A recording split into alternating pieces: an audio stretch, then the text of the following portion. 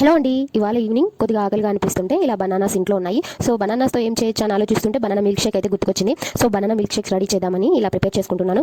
So 1 banana అయితే తీసుకొని ఇలా స్లైసెస్గా కట్ చేసుకొని మిక్సీలో యాడ్ చేసుకుంటున్నాను. తర్వాత ఇందులోనే 1 టేబుల్ స్పూన్ షుగర్ కూడా యాడ్ చేసుకొని కాచి చల్లార్చి మిల్క్ యాడ్ చేసుకోవాలి. మిల్క్ యాడ్ చేసుకున్న తర్వాత ఇవంతా మంచిగా మిక్సీ పట్టుకోవాలి. మిక్సీ పట్టుకున్న తర్వాత ఇందులోనే 2 ఐస్ క్యూబ్స్ కూడా యాడ్ చేసుకొని ఇవి మళ్ళీ మిక్సీ పట్టుకున్న తర్వాత ఒక గ్లాస్లోకి ట్రాన్స్ఫర్ చేసుకోవాలి. ఇది నేను నా ఒక్కదాని కోసమే ప్రిపేర్ చేసుకుంటున్నాను, అందుకే హాఫ్ గ్లాస్ మాత్రమే ప్రిపేర్ చేసుకున్నాను. తర్వాత ఇందులో ఇప్పుడు వెనిలా ఐస్ క్రీమ్ మీ దగ్గర ఉంటేనే యాడ్ చేసుకోండి.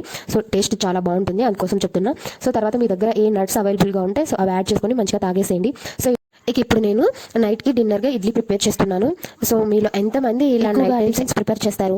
మేమైతే రైస్కి బదులు ఎక్కువగా టిఫిన్స్ ఎక్కువ ప్రిఫర్ చేస్తామన్నమాట. సో ఈరోజు మా నైట్ డిన్నర్ వచ్చేసి ఇలా ఇడ్లీలు అయితే పెట్టేశాను. ఇడ్లీలకి పల్లి చట్నీ అయితే కంపల్సరీ మా ఇంట్లో. పల్లి చట్నీ అన్న లేకపోతే సాంబార్ అన్న. సో ఇప్పుడైతే నైట్ టైం నాకు అంత టైం లేదు కాబట్టి సో అందుకోసం పల్లి చట్నీ ఇలా ప్రిపేర్ చేస్తున్నాను. 1 స్పూన్ ఆయిల్ యాడ్ చేసుకొని దాంట్లో పల్లీలు పచ్చిమిర్చి ఇలా వేయించుకొని మిక్సీలో యాడ్ చేసుకొని ఇందులో పచ్చి కొబ్బరి ముక్కలను కూడా యాడ్ చేసుకొని తర్వాత ఇప్పుడు ఇందులోనే పుట్నాలు కూడా ఒక 3 టేబుల్ స్పూన్ ఉంటుంది. సో అవి కూడా యాడ్ చేసుకొని కొద్దిగా కల్లుపు అయితే యాడ్ చేస్తున్నాను. సాల్ట్ అయినా యూస్ చేయొచ్చు. సో ఇలా అంతా మిక్సీ పట్టేసుకున్న తర్వాత ఇందులో పోపు వేసుకోవడమే. సో ఎంతో సింపుల్గా టేస్ట్గా ఉండే పల్లీ చట్నీ ఇడ్లీ అయితే రెడీ అయిపోయింది. సో మా నైట్ డిన్నర్ అయితే ఇలా ఎండ్ అయిందనమాట. సో ఎంతో టేస్ట్గా ఉంటుంది ఈ పల్లీ చట్నీ. ఇంకోసారి ఎప్పుడైనా సాంబార్ కూడా చేసి చూపిస్తాను. సో ఇప్పుడైతే ఇడ్లీ పల్లీ చట్నీ నేనైతే చాలా ఎంజాయ్ చేస్తూ తినేసాను అనమాట.